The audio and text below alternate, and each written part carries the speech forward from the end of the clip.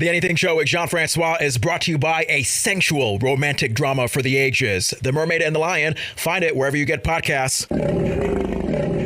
Gaza, I think I'm ready. Ready for what? Dinner? Me too. No, I am kind of hungry, but not for food. I'm ready for us to go to the next level physically. What about the whole marriage thing? I didn't say anything about marriage. Then hell no. I'm not going there with you, Kimura. I'm not going to be that guy. Hey y'all, so I recently had a thought. I looked down at my hands and I was like, aw, they look like two slick, glistening baby seals that just came out the water. And I would have been really happy about that if my hands had just been in something luxurious like bamboo water or liquid gold. But this was just the sweat on my hands. My hands were just sweaty. And it's something that happens naturally for me. I have sweaty palms and it's no fun. But the funny thing, I started trying a product 3 days ago from one of our sponsors, Carpe. And I started using their antiperspirant hand lotion. It's a hand lotion specifically designed to help your palms stop being so sweaty. And it works. I've been using it for 3 days, and since the first application, it just took a little drop of the hand lotion on the palms of my hands. It rubbed in seconds and smelled great, and I noticed my hands were already feeling drier. And not drier as in cracked or unmoisturized skin. This was just a natural, soft dry. Ever since then, I mean, it's only been 3 days, but ever since then, I've been enjoying it and enjoying the fact that my hands are less sweaty. So, if you are somebody who's out there who can or has dealt with sweaty palms, extra perspiration, including your groin, your breast, your stomach, your face, your underarms, everywhere, Carpe might be for you. So I would say go check them out. Go to mycarpe.com. It's Carpe spelled C-A-R-P as in Peter E.com, and use the offer code ANYTHING to save 15% on your first order.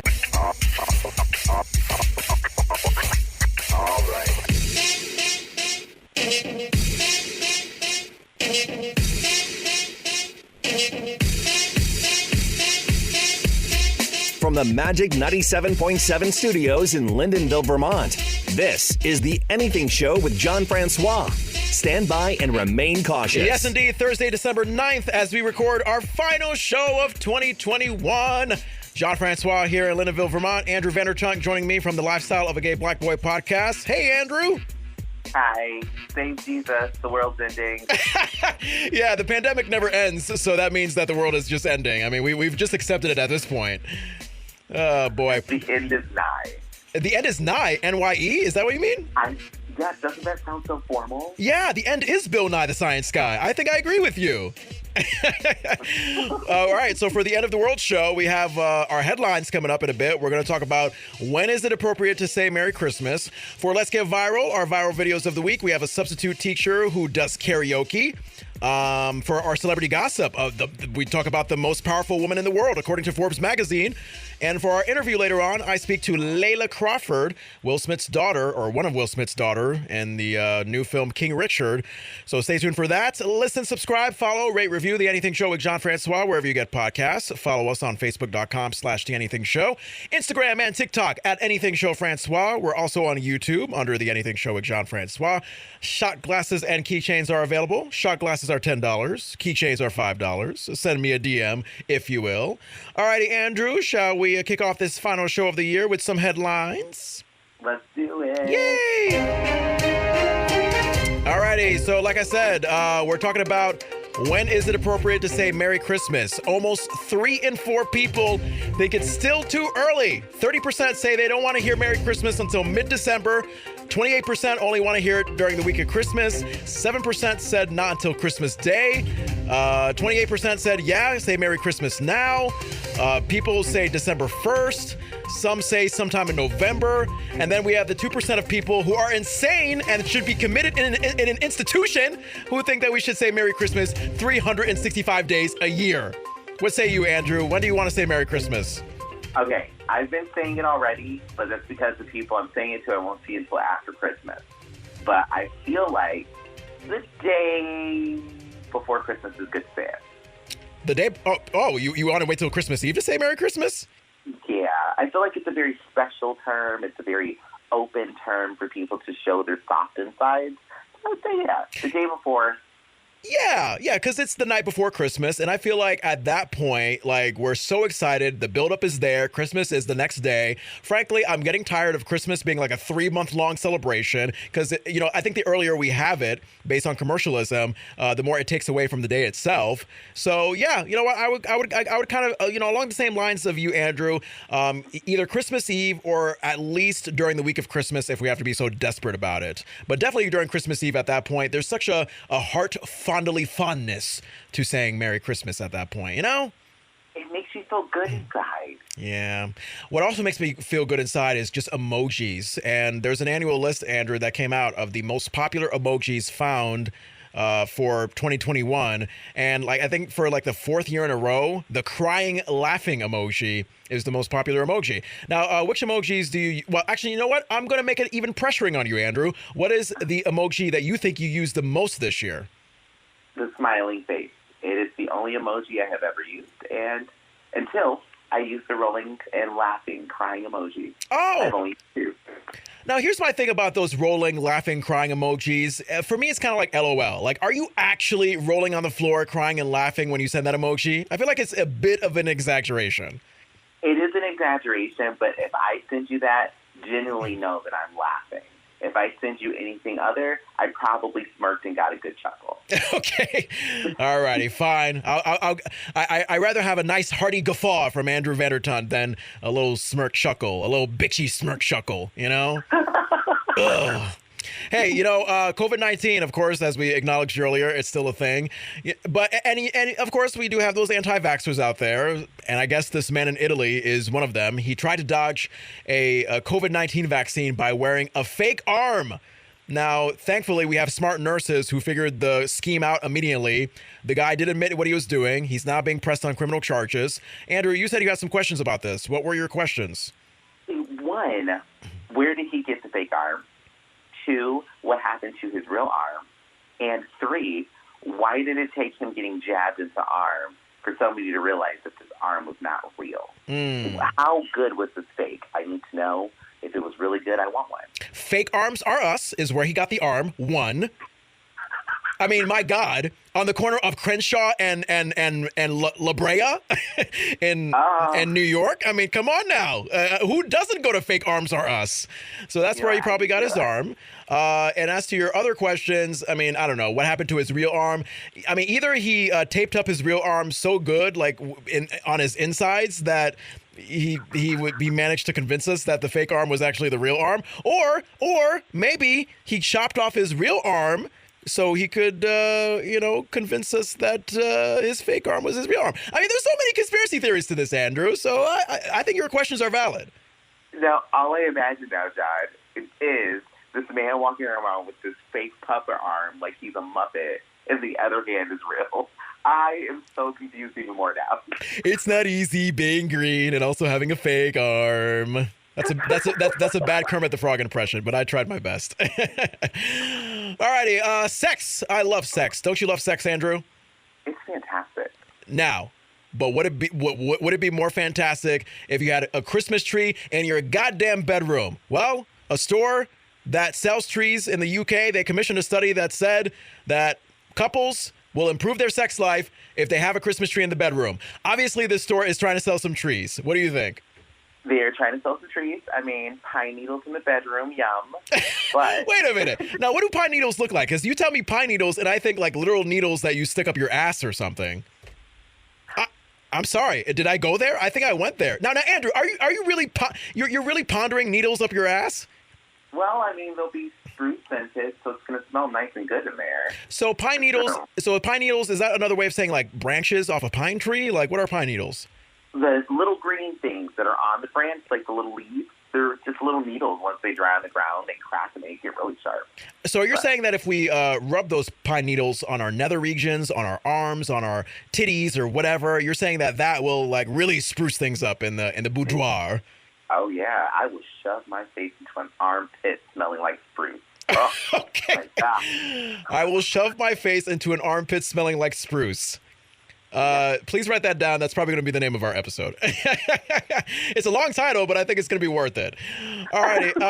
Speaking of all things pleasure, our pets give us pleasure, but of course the family-friendly, non-bestiality kind of pleasure. 70% of dog owners admit to giving their dogs more table scrap during the holidays. 80% have even given their dog a special holiday meal around Thanksgiving or Christmas. Now, I know that where my girlfriend and her best friend and me live, we have 7 dogs, 5 cats in the house. But I only have one dog, my dog Buddy. He is the only one that's actually mine. And he's a small dog with a very sensitive stomach. I have learned in the past that giving him certain human food, i.e. pizza, is going to give him the squirts and diarrhea like you would never believe. So I think the best that he's going to get, Andrew, is a slightly bigger scoop of his regular dry food. Aw. See, I am the person to cook a meal for my pet for like a holiday. But anytime I've had a dog, it's always been just bland boiled chicken and rice. But they destroy it like it's the best thing in the world. Oh, absolutely. So I'll make that for my dog. Boom. Yeah, I mean, to us, like boiled rice and chicken, it's just like, oh God, where's the sauce? Where's the seasoning? But Buddy, oh my goodness, when he was trying to heal his stomach from all the diarrhea stuff, I mean, that rice and chicken, he looked forward to it like it was, I don't know, like it was cheese. It was like he was getting cheese every single day for breakfast, lunch, and dinner. It was insane. He's like, this is amazing. Why can't we do this every day? Yeah. Well, you know what? Pets get excited over boiled rice and chicken. Obviously, us men with penises, if we are of a certain age and we want to get hard for 4 hours, we get excited over Viagra. And what's going to make you even more excited, a recent study, Andrew, found that Viagra might actually prevent you from getting Alzheimer's. I think that makes sense. I feel like you certainly will not forget a 5-hour-long erection, if you know what I mean. That's really going to stick with you. Yeah. I mean, are you for this? Like, what do you think about Viagra helping Alzheimer's? So I'm for it. Viagra is the miracle drug. It can help prevent strokes, help prevent heart attacks. It's a blood pressure medication and helps control that. And then on top of that, it just gets you going. Like it gets harder. Yeah. But use it correctly, because if you pop like 4 of them, then you might just die, and people will know, like when they're looking at you in your coffin, they will know that you were alive for your life, if you know what I mean. What an upstanding gentleman! Oh, an upstanding gentleman! Oh God, but Andrew the comedian, he's gonna be at Caroline's Comedy Club next week. What's that? I would get booed. Oh, stop it. I think you would get yayed. You would get yayed, not booed. 30% of Americans say they're hosting holiday parties this month, Andrew. They'll spend around $760 on them. That's insane. 65% of guests say they plan to bring gifts, including alcohol, baked goods, plants, or flowers. I don't know, Andrew. I mean, have you ever hosted a holiday party or been to one as a guest? Because I feel like a holiday party host should just provide everything. Like, what do you think? So I have never hosted a holiday party, but I've hosted pride parties. I guess pride's the holiday. And anytime I've done that, I always have everything here, but I do appreciate if people bring things, because when I do go to a party, I always bring something, even if it's just a bottle of wine. I'm bringing something with me. Yeah. Now, you're bringing a bottle of wine. What else are you going to bring, Andrew? Myself, my smile, and probably a blunt rolled to myself. A roll of what? A roll. I probably will bring a blunt. I'll probably just roll one to myself and just put it in my pocket. So when I need to step out of the party, okay, I'll be back. Nothing like Andrew's natural charm and a blunt to get you in a good mood at a holiday party. I like that. Jingle bells? What? I know. All the way. Oh, much fun it is to smoke this blunt as we go high to the sky. Look at my pipes. Aren't my pipes just beautiful? My pipes. Alrighty. I think this will be the last one. The average worker in a recent survey, Andrew, they say that they tend to feel tired at work. They hit a wall around 1:04 p.m. They say things like chit-chatting with coworkers, getting up and walking around, grabbing food or coffee is usually a great way to, pick themselves up for the rest of the day. Now, for you, Andrew, I know you work during the day as well, just like me. Would you say 1:04 p.m.? Is that around the time where you're just like, oh my God?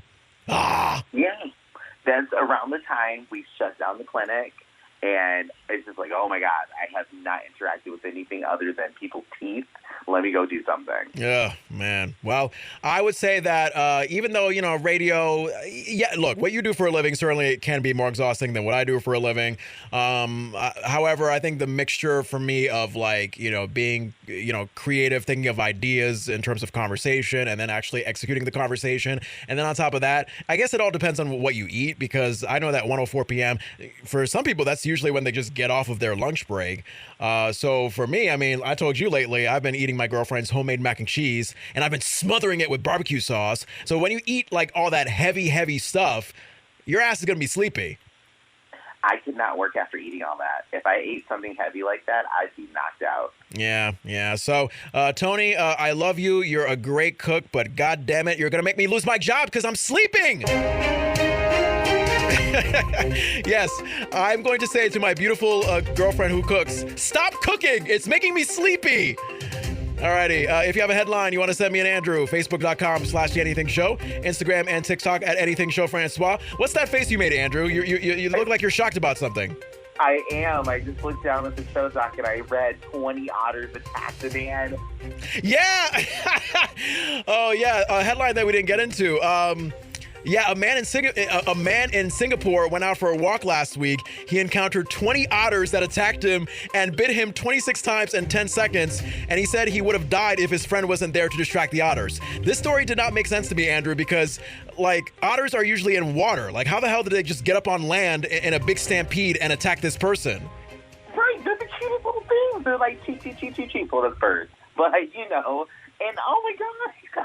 It's insane. You got to be the unluckiest person alive if sea creatures, water creatures, are coming up on land and coming by the more than dozen to attack you and make you die.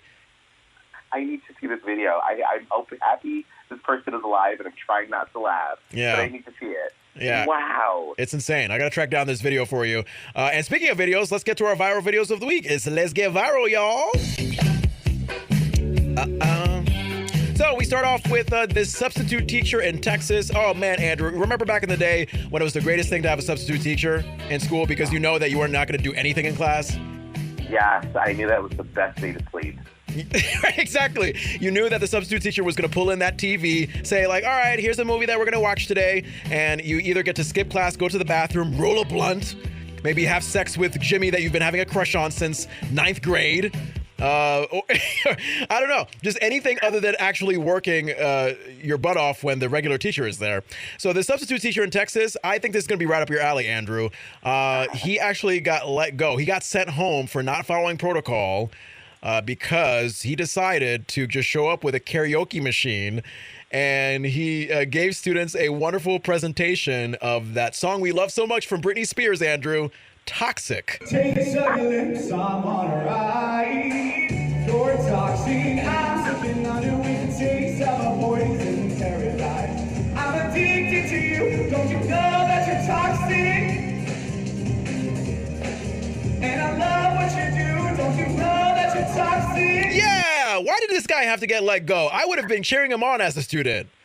I would be like, look, replace my real teacher.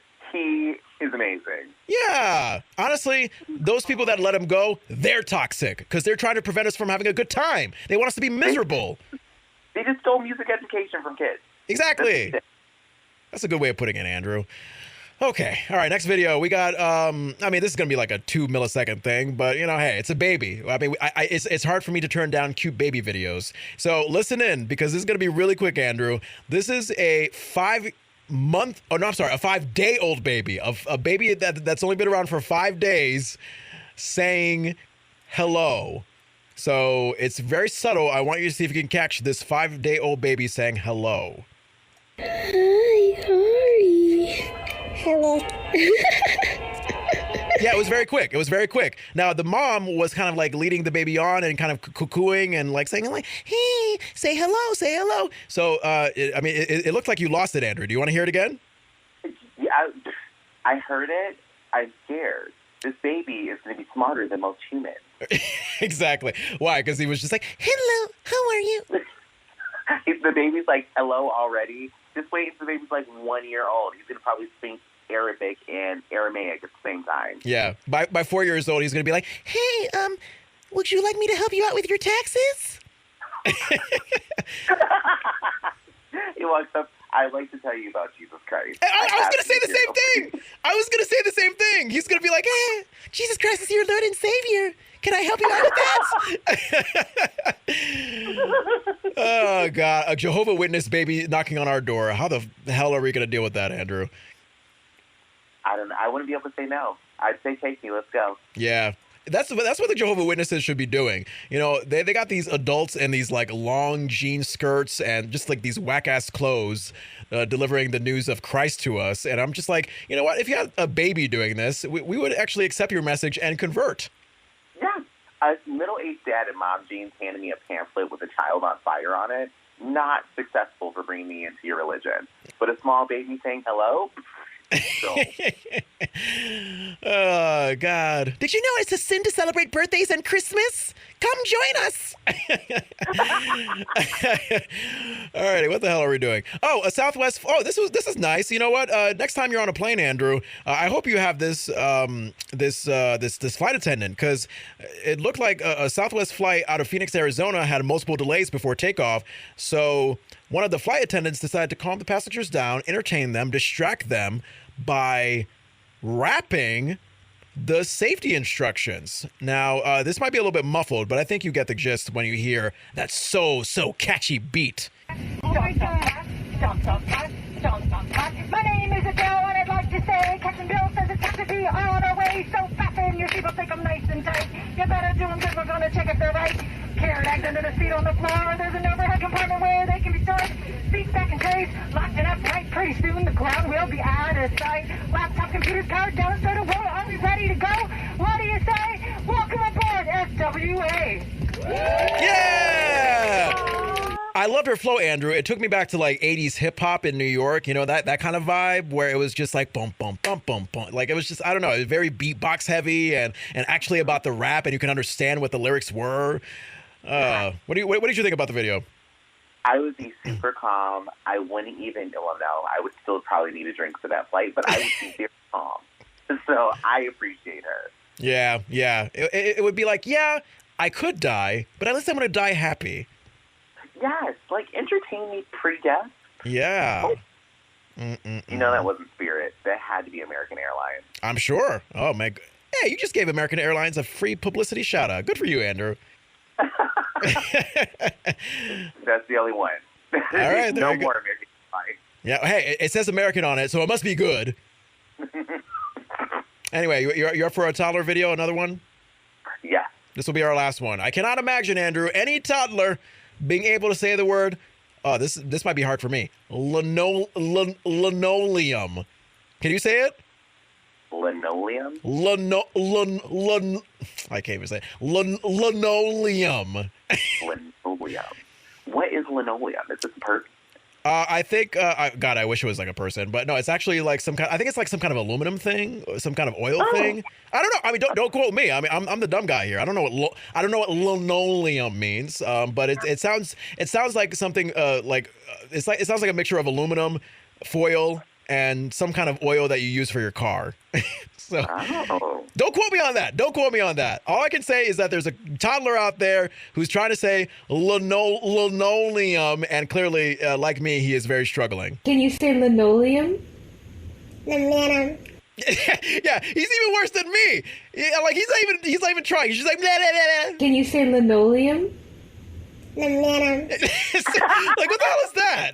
Like, at least I'm trying to, like, use my tongue and, like, enunciate, but, you know, this guy over here. Can you say linoleum?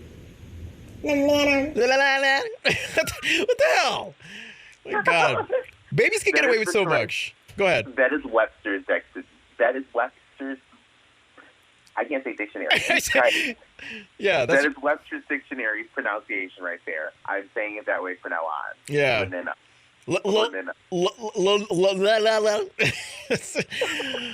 my God. The best of both worlds would be if we had a Jehovah's Witness toddler come up to my doorstep trying to say linoleum. Oh my God. God. It's practically exercise, Andrew, trying to say that word. That is gymnastics for the tongue. Oh, yeah. Amongst other things. Amongst other things. Alrighty, our viral videos of the week. Let's get viral. If you want to share some, Facebook.com/The Anything Show, Instagram and TikTok at Anything Show Francois. John Francois here with Andrew Vandertunt. You know what, Andrew? We're going to end this show pretty early. Like, we're not even at a half hour, and we're already at the gossip part.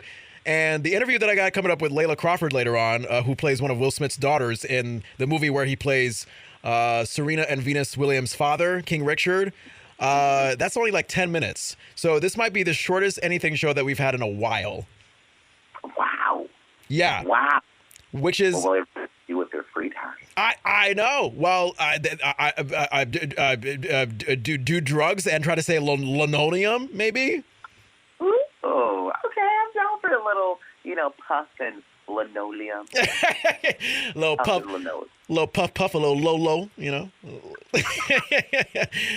Oh, boy. All right. Well, obviously, before we get to our celebrity gossip segment, we got to acknowledge our sponsors. So, Andrew, do me a favor. Please let me know it's okay to take a quick break to acknowledge our sponsors. It is very fine to take a nice break and acknowledge sponsor. I love permission. I always ask for your consent to acknowledge our sponsors first. Consent is hot. I appreciate it. Okay. Alrighty. Some consensual sponsorship, and then we'll be right back, baby. This week's episode was brought to you by Art Legends in History Podcast. If you want to learn history like what was pop art, who was Andy Warhol, and why did that guy paint a can of soup, this is the show for you.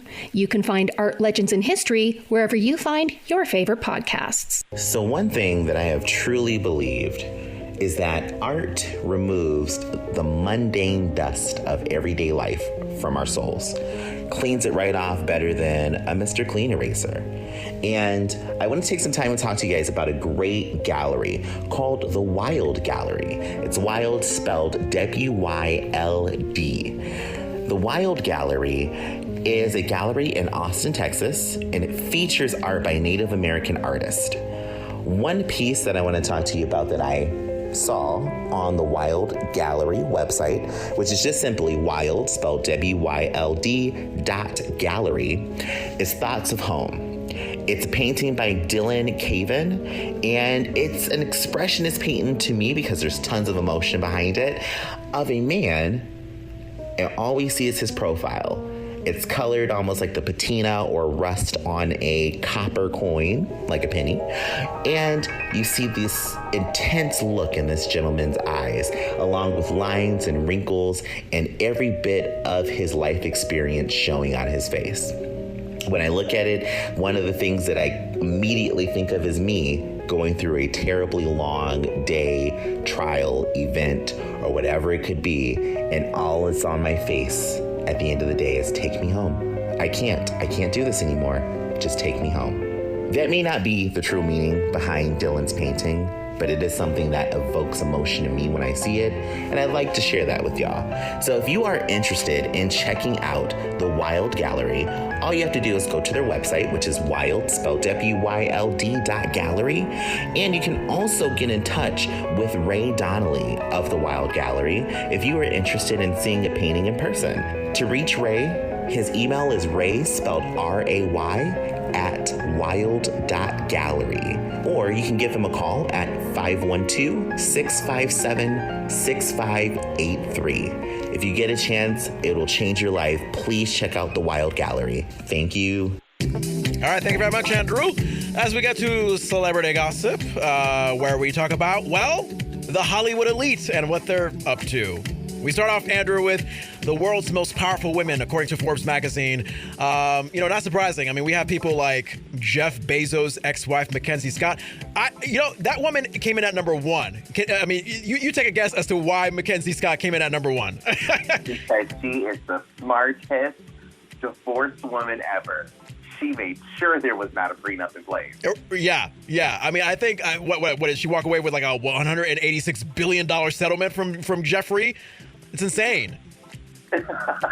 She's living and never has to work. Never had to work. We'll never need to work ever. Yeah. I love it. It's insane. And you know what? Meanwhile, her ex-husband is just floating around with a penis rocket, trying to be Mr. Cool. Yeah, Jeff, no. Nothing like your classy ex-wife who walked away with, I'd say, 95% of your money at the time. Of course, he makes like $1 million a minute, so it doesn't really matter. But, still, at the time when the divorce came out, I think all of us felt a little bit of satisfaction. Oh, Jeff Bezos is a little less richer. I do hope that there was like a text message thread between the two of them where he's like, I made it to space, and she's like, K. Exactly, K. She's okay. She's just unimpressed. She's like, I have your money. Right, exactly. Let's see if you can afford to make it to space next time after all the money I took from you, bitch. I'm sorry. I shall not use such vile language. Vice President Kamala Harris came in at number 2.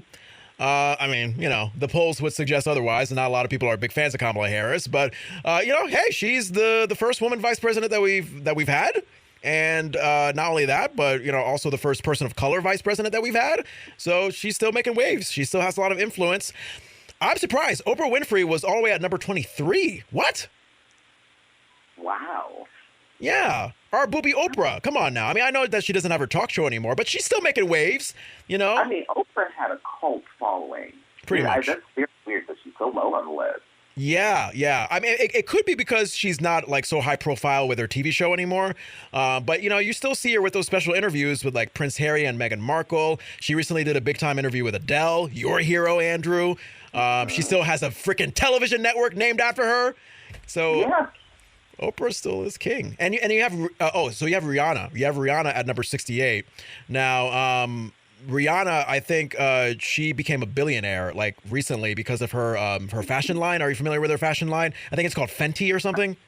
Yes, it's called Fenty, and it touches my pink parts every day. Yeah. I have her underwear. Oh, you have her underwear? Oh yeah, I bought the underwear. Wait, do they still fantastic? Wait, do they make underwear for men under Rihanna's line? Yes, they sure do. How much did you pay for it?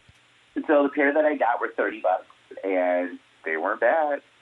Well, they aren't bad. They're still great. There you go. So I would suggest you buy it. And A$AP Rocky does some of the modeling, and I think he's hot. So I was sold. There you go. Well, Rihanna, thankfully, that's paying the bills because we haven't heard new music from Rihanna in like 6 years. So the fact that we have this fashion line from her is doing good. And at number 78, Taylor Swift. I thought that Taylor Swift was going to be higher because she's making waves with her re-released version of the Red Album. And of course, like I told you, Andrew, she may be the only artist that could get away with performing a 10-minute song on Saturday Night Live. It was insane. So, shouts out to all these powerful women for being all powerful and being all female-like, because without women, there literally would be no population. That is 100% true. Yeah. It's true. Yep. No population. A lot of the intelligence would be gone. So we love our women. All right. We also love our George Clooney. This guy, obviously, he's so goddamn wealthy that he was able to turn down $35 million for just one day's work. It was for an airline commercial, but it was for a country that engages in practices that George found questionable. And it kind of helps that his wife is an international human rights attorney. So what did you say about Amal? Amal's husband knows who's in charge. Amal is in charge. He was like, honey, I got this deal and we can do this advertising. And she read it and she's like, you're not doing that. Call them back down.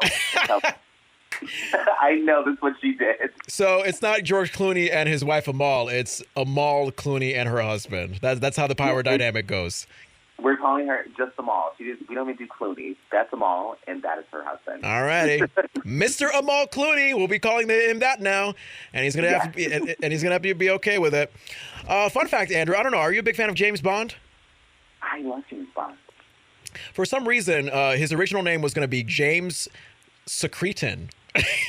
And I don't even know how you pronounce it. It's Secretan. Secretan or Secretan, but Secretan. If you say James Secretan, it sounds very mucusy. It sounds like some buildup that's coming out from your throat. It really does. If someone was like, "Oh, my name's Secretan," I was like, "What? What? You want some Mucinex for that? I mean, you want some some Pepto-Bismol or something? I mean, it looks like you have a lot of buildup there. Secretan? Ew. You can talk. I'm slyly gonna put on a mask over my face. Yeah, no. I mean, the past 2 years, I think we've had enough Secretan on our arms and legs and whatnot. I think let's distance ourselves from that. Yeah, no, James Bond a lot better. I think it's a lot catchier. And speaking of James Bond, obviously there's been all this talk about like, oh, is there going to be a woman James Bond? Is there going to be a woman James Bond? Now, the producer of James Bond, Barbara Broccoli. yeah. And you know what? You're a vegan, Andrew, so I guess props to you. You have a James Bond producer that has the last name of Broccoli. I literally just realized this. I don't completely read the show prep that I put on the show document. So when I read this, I was like, oh, wow, we have a woman whose last name is Broccoli. She's the queen. She's the queen of vegetables. The queen of green. The queen of green is what we call her. The queen of green. I know. So James Bond producer Barbara Broccoli, she says that the next 007 could be any race, any ethnicity. So look out. I think we may still have like Idris Elba as our James Bond soon. Fingers crossed. But she says that the James Bond has to be a British man. Now, but Idris is he's English. I believe he's come from the UK, so he still fits. Mm-hmm. Now, Barbara says James Bond will never be a woman because, quote, I believe in making characters for women and not just having women play men's roles, end quote. What do you think about that, Andrew? I guess it's an interesting take on it. I kind of like it, but spoiler alert, if you haven't seen the new movie, there is kind of an indication and hint that somebody else takes the 007 moniker, mm-hmm. not the name Bond, but still has 007 as their agent number. And I kind of liked where it went, but if anything, make Moneypenny the person of interest. She's the most interesting person in the entire series. And now Moneypenny was the one in the last 007 movie, the one with Daniel Craig, No Time to Die? Yes, but there's also been other people who played Moneypenny, and she's the secretary to M, essentially. Oh. And she's been rotated through different people throughout the series, and now we have a black actress who I think is phenomenal. I don't know her name, and I hate to say it, but I know her face from the movie, and she's amazing. Yeah. So, like, make her the agent. Don't even call her Bond. Call her Moneypenny. There you go. I would go Moneypenny. Moneypenny. It sounds it sounds rich. Obviously, it has money. It has penny. It reminds me of another Bond name that was really memorable. It was like Pussy something. You know, well, like you know what I'm talking about. No, but it had pussy. Octopussy. Yes, Octopussy. There you go. Octopussy, and then Austin Powers. You had, what was it? I think it's Pussy Galore. Ah, yeah. I thought that was a James Bond thing, but I guess that's an Austin Powers thing. Mm-hmm. Okay. I'm learning so many things from you, Andrew. I'm learning so much. I'm a James Bond addict, and Octopussy is actually a great movie. If you have not seen it, go see it. Okay. Well, it's really good. Awesome. And spell it correctly, because I have a feeling that if you spell Octopussy a certain way, you might get something else on the internet. Yeah, you'll get something different. Honestly, just put in OCTOPUS, and it will come right up. Oh, really? Yeah, so just do like octopus, and the movie will come up. Okay, gotcha. So if you put in the full name Octopussy, then you might find something sketchy. Yeah, you might get some weird places. And, I don't know. I love it. All right, Andrew, we go to this 49-year-old homeless man who was arrested for burning down the Fox News Christmas tree in Manhattan. You know, they say there's no word on his motive, but I would say that if he was aware that it was the Fox News Christmas tree, he probably doesn't like Fox News. That's just my guess. In the video, and in the video, he looks quite delighted to set that tree on fire, and I feel like it's because it was in front of Fox. Yeah. I'm going to say it was an uber liberal who was just like, F you, Sean Hannity and whoever else works there currently. It always changes. He walks past multiple other trees and does not try to attempt to set them on fire, so it just makes me think, like, you had something against this tree. So either him and that tree have some bad blood with some pine needles, or he just didn't like Fox. All right. Well, I'm going to say that I will not be surprised if it is the latter, because just as much as you have passionate pro-Fox News fans, you also have some very anti-Fox News protesters, so to speak. So wouldn't be surprised if that was one of the guys who's just like, F Fox, F Trump. Yeah, it's just news, people. Get over it. I know. Politics is such a dirty mess. And speaking of politics, fortunately and unfortunately, we end off with this. But you know what? It's a more lighter political thing. Andrew, I saw this online Masterclass clip. I mean, are you familiar with how the Masterclass video series works? Oh, yeah, I love the Masterclass stuff. Yeah. So basically, for those of you tuning in, it's like, if you want to learn, if you want to have like a Masterclass session on how to be a great actor or how to be a great scissors maker, then I'm sure there's Masterclasses on stuff like that. Now, I guess Hillary Clinton has her own Masterclass session, and she decided to just open up a painful memory and read the speech that she would have given if she had won the 2016 election. I mean, if you listen to this clip right now, Andrew, you'll hear how difficult it was for her to get through just like the beginning. I'm going to share with you what I intended to say if I had been elected in 2016. My fellow Americans, today you sent a message to the whole world.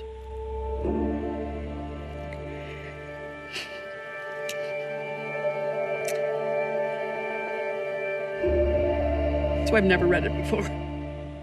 Yeah, what do you think, Andrew? Because I have mixed feelings about this. So I watched the whole thing, and I was actually crying by the end of it. Really? And I was crying not at her or specifically her message, but the actual message that was behind it to me, seeing how the election actually played out. Yeah. That's what got me. I was like, oh. It just made me realize just how much worse things were than I actually rationalized them to be. Yeah. I voted for Hillary, and I was one of many people who did experience quite a bit of a shock, quite a bit of trauma when the election results became what they were back in November 2016. However, as we are here a little over 5 years later, I can still understand the pain that can still be remembered from that time, especially, of course, if you're Hillary Clinton. At the same time, I just feel for her in the sense of like, oh, come on, you don't have to bring that back. I don't want you to relive that pain, because if you kind of notice, I mean, she was sort of on the press circuit for a while, like during I would say the early part of the Trump presidency, being a voice and being sort of a presence for the resistance, but also you also saw her trying to cope with losing an election that was heavily favored to be hers.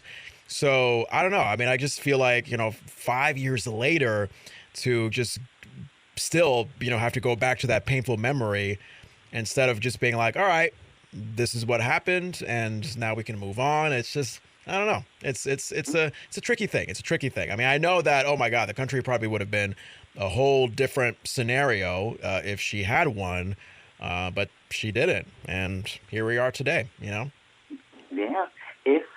If Hillary Clinton had given us that speech, and I don't really care about people's political views, I care about good literature and language when it's spoken. Yeah. It was amazing. If she would have given us that Hillary on the campaign trail, she would have won. Oh, yeah. She would have far more votes because that was open, honest, and it was her emotion. And I feel like she shot herself in the foot throughout the campaign just by not being that open and honest that you were in that speech. Absolutely. Now, I wish she would have given us that. I voted for her, but she would have had way more energy behind me if I could have supported that person. If you haven't, Andrew, I would recommend watching the Hulu documentary series on Hillary Clinton. Very, very wonderful. And basically, when it gets to the election part, it describes what you said. During the campaign, Hillary was, unfortunately, the Hillary that her detractors perceive her as, which is like this cold, calculating, robotic, heartless sort of person who seems to have an agenda, who doesn't seem genuine. Yeah, I mean, look, as someone who voted for her, I could see why, people weren't warming up to her. I could see why there were more Bernie supporters who were more passionate toward Bernie than there were Hillary supporters who were passionate toward Hillary, because there was just something about Hillary where you felt like she wasn't just giving up like her genuine human self, where she was just putting up a wall. And, I mean, she had her reasons for putting up that wall. She was very, she was very calculated as to what she thought she needed to do to win. She could have visited certain places that would have helped her win the election. She could have done this. She could have done that. And here we are after the fact when Donald Trump won, and you see all these interviews with Hillary just being very relaxed and human and, having a sense of humor and being very honest and heartful. I mean, that documentary series, like I said, shows off all of that. And yeah, like you said, Andrew, a lot of people are looking at that and are just like, wow, if you had shown that, Hillary, then maybe the cards would have changed. So yeah, there's not many things that'll pull me that easily from somebody that I really can't relate to talking, but she really got me. Yeah. And I was a weird kid. I followed politics as a kid. And I remember when Bill Clinton was in office and Hillary Clinton tried to present universal health care for everybody. And I then was like, that makes sense. Give everybody health care. Why not do it? And I would have been standing behind her even more. Yeah. She would have kept the same energy. Hillary, keep the same energy. Do it. Yeah. And you could tell that being president was a big dream of hers. You could tell, if you look at her resume, it makes sense. It seemed like she was very much qualified for the job. So to get to that point where she was actually a lot closer and it seemed like she was actually going to get it, as opposed to 2008 when a guy named Obama, who was black and charming, came onto the scene and destroyed her. I mean, yeah, it's quite a story. It's quite a story. Alrighty, Andrew, I guess that wraps up our celebrity gossip. Where's the music? There you go. Man, what a very heartfelt, honest way to wrap up our celebrity gossip, don't you think? Yeah, and we even talked about Daddy President. Oh my God. Wait, Daddy President? Is that who you refer to Trump as? No, Obama. He's President Daddy. Oh. No. You mean President Zaddy. He's a Zaddy president. Oh, goodness gracious. Alrighty, if you have a piece of celebrity gossip you want to send us, Facebook.com/The Show, Instagram, TikTok @Anything Francois. You can also find us on YouTube @The Show with John Francois. Alrighty, we're going to hear a word from our sponsors, and then I will be featuring a conversation that I had some time ago with a wonderful young actress by the name of Layla Crawford. She plays one of Will Smith's daughters in the movie King Richard, where Will Smith himself plays the father to Venus and Serena Williams. He's been getting great reviews for his performance. The movie's been getting good reviews, so I think it'll be a great conversation you'll listen to with Layla very shortly. All right, Andrew, I mean, this is our last show of the year. Oh, my God. It is. Oh, my gosh, the year's over. Yes. Now, quickly before we go, give me the retrospective. I mean, what has this year meant to you? This year, it started off with me watching white people storm the Capitol, of me thinking the world's ending, to me losing my dream job, getting a good mushroom trip in, gaining perspective about my life, starting a new career, and now ending with a smile. This year has been all over, and I'm all about it. Nice. Yeah, I mean, this year, God, man, what the hell happened? I mean, so I remember this year beginning with me having to quarantine from my girlfriend, because I think this was like around the time where the vaccine wasn't even being rolled out yet. So I was going home to Connecticut for the holidays, and anytime I came back, my girlfriend was like, no, we got to separate for 2 weeks. I'm paranoid about COVID. So that was sad. I know in the context of our relationship, we were far away from being at the point where we were living together. So definitely a highlight of this year was us finally getting to that step in September, going through some highs and lows along the way. That was great. In terms of my job situation, my God, I mean, I've been in the same weekday position at this radio station in Vermont that I work for over 3 years. But, I've expanded to, other radio opportunities outside of this station that I work for. So that's great to expand my brand, to, really get my personality more broad out there. And in terms of this podcast, I mean, my God, Andrew, I mean, before you came along, this podcast was just going, through its I guess, changes and waves waves and phases that you would expect from a podcast that is very little known and that hasn't been around for a while. So, now, as the year has ended, with my, relationship on solid ground, with my radio career looking very promising going into the new year. And now, the podcast looking pretty fun and great with the addition of you. And we're going into the new year looking for some fun things. I think despite this stupid thing called COVID, it was a pretty decent year. Covisha can't stop it, and the panoramic, it'll be up soon. Covisha. Is that what we called COVID a while ago? I've been coming up with names. I think we used Covisha before, and I like it. It's sick. Okay. Literally from now on, if we call it COVID, we got to call each other out and be like, no. It's Covisha. Yes, we have to respect her name because she is here. Yeah, because basically COVID now represents a ghetto, sassy black woman, like one of those black women that we know from like the salon, who chews gum loudly, who gossips about everything. And yeah, Covisha. That is what we've attached COVID to. That's it. I am tired of this Panateka. I just want it all over. Let's do things differently next year. Oh, God. Well, I can't wait. I think the next time we are going to publish a regular anything show as you hear it, for those of you listening, January 10th. So we will be off for nearly a month. I will be taking some much needed rest from the responsibilities of this podcast. And Andrew, I think that I'm going to be appearing on your podcast, Lifestyle of a Gay Black Boy, pretty soon. Is that what I get? Yes, you shall be.